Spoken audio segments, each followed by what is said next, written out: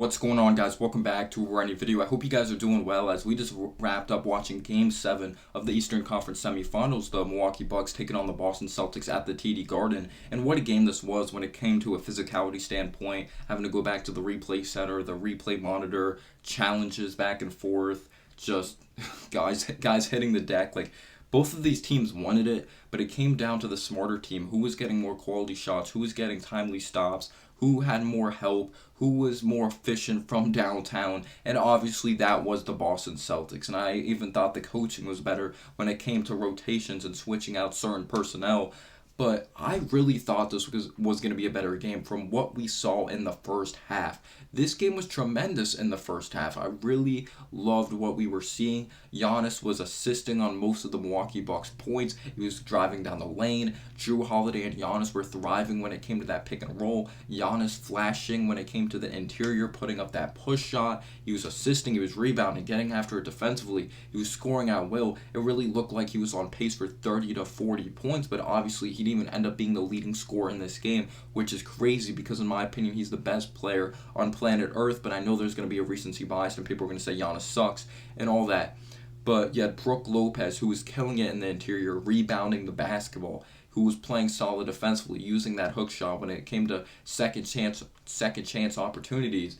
But you could say that was kind of the only good, and I thought they were pretty solid defensively. They were forcing turnovers, kind of getting the Celtics rattled, but I loved the poise from the Boston Celtics, their ability to overcome it, because it kind of looked ugly if you're a Celtics fan from the start. The offense looked very stagnant, but they did not panic at all. What did I love from the Boston Celtics offense? The overall distribution with the basketball. They didn't panic and just say, Tatum, just win us the basketball game. Take 25 shots. No, he only finished with like 13 or 14 shot attempts. I believe it was 14 shot attempts. Jaylen Brown only finished with 19. They did a very good job being unselfish, giving up the basketball when they had to. They executed their offense at a higher clip than the Milwaukee Bucks did, in my opinion. I did not like the way the rotations were by Mike Budenholzer. Why do we see George Hill out there? It makes no sense that George Hill goes on to get valuable minutes. No disrespect to George Hill. Like, at his peak, he was a pretty solid basketball player, but at this stage of his career, or like a couple years ago when he was getting meaningful minutes for the Philadelphia 76ers in the playoffs, and now they're doing the same thing with him in Milwaukee, Javon Carter's better than him in my opinion. I like the way he gets after defensively. He's knocking down a shot at a higher clip. I really don't understand why Javon Carter was not in the rotation in this basketball game. Obviously, you had Robert Williams, who was like, he had potential to play. He was available for this game, but I guess he wasn't really 100%, and they weren't comfortable rolling him out there, and the Celtics were more confident with Grant Williams at the 4 and Al Horford starting for this game because of how good Al Horford was. I just thought they were going to bring him off the bench, but Williams did not end up playing at all. But yes, I just love the distribution by the Celtics. Their defense really locked in. They made key adjustments, but what really hurt the Milwaukee Bucks? Their three-point shooting was absolutely atrocious. Only 2 players for the Milwaukee Bucks made a three-pointer in that first half, and it was Giannis Antetokounmpo and it was Brook Lopez. That is unacceptable. You have Grayson Allen in your starting lineup not knocking down any threes. Wesley Matthews not knocking down any threes. Bobby Portis didn't do much off the bench. He actually got into foul trouble, but there was some stupid fouls by key star players in this game of frustration fouls if it was Jason Tatum and if it was Giannis Antetokounmpo. Tatum at one point had 4 fouls. I believe it was in that third quarter or to close out the half, and Giannis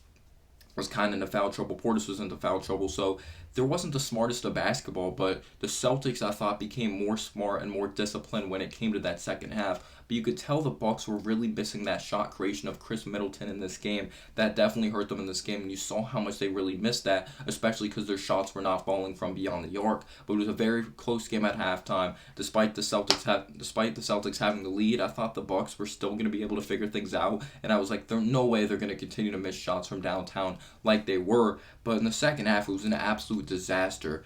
Giannis, he couldn't hit shots around the rim. He was not finishing. He was very frustrated. He looked to put up that hook shot. It was too strong off the back iron, or just it like hit the glass and it barely hit the rim. Like, he had no touch. But what really caused Giannis to struggle in the paint? Yes, he did miss some shots inside, but it's really hard to get shots in the paint. It's really hard to have those.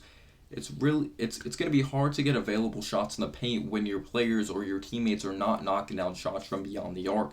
Grayson Allen, Like, Wesley Matthews didn't even have 5 points. Grayson Allen had 1 point in this game. He was absolutely atrocious. You need more of that from your starters. Drew Holiday was really up and down. Drew Holiday is going to always finish with 17 plus points or around that range, but it comes down to the efficiency. Is he doing it at a high clip? If he has 20 points on like 20 shot attempts, it's not a good sign unless he's stepping up when it matters most down the stretch, which he didn't because it wasn't really close like that down the stretch. The only moment that I was like the Bucks kind of have a shot because the Bucks or the Celtics absolutely took over in that second half with their defense and what they were doing to Giannis, making him feel uncomfortable. And when you don't have a shot creator of Middleton, when Giannis isn't playing like he was in the first half, when Lopez kind of goes away, when Portis isn't having a great game, and Wesley Matthews and Grayson Allen aren't doing shit, yeah, you're going to be in the position to get blown out, especially because the distribution by the ball was unbelievable by the Boston Celtics. In the first half, the Bucks were like, Grant Williams, we're gonna let you live with that 3-point shot. We're gonna try to really key in on the big time guys. We're gonna have Brook Lopez stay in the paint, and if he really is scared, we'll allow him to try to close out on the perimeter. But no, Grant Williams was kind of struggling from beyond the arc, but he ended up having a huge second half. He was actually the leading scorer of this basketball game. He was unbelievable from beyond the arc. It was literally a Kelly Olynyk type Celtics game when Kelly Olynyk had that great game in the playoffs. He was fuego from beyond the arc. He couldn't miss a shot at one point. It was just awesome to see because obviously he's been one of the best defensive players in this series, or he's been, you could say, the best defensive player in this series for the Celtics. But the first time ever that he's been the leading scorer for the Celtics, being the leading scorer of the game, he had more than Giannis. Giannis finished with 25, I think around 25, and Grant Williams had like 28, but it really reminded me of Game 7, Houston Rockets versus the Golden State Warriors, the way the Milwaukee Bucks were shooting the 3-ball. They finished off shooting 4 of 33 from beyond the arc. That is absolutely atrocious. That is absolutely disgusting, and Mike Budenholzer deserves some blame as well for not designing the right plays up to get these guys easier shots. It was just bad basketball by the Milwaukee Bucks, but you got to give credit to the Boston Celtics. Like, Grant Williams, when he was missing shots, he could have been like unconfident, and he could have been like, yeah, I'm just not going to take any more shots because I'm missing, and his confidence could have really dipped. But that's when you take a player out of the game, when their shot's not falling and then they start not taking those shots. But you need to be able to put pressure on the defense.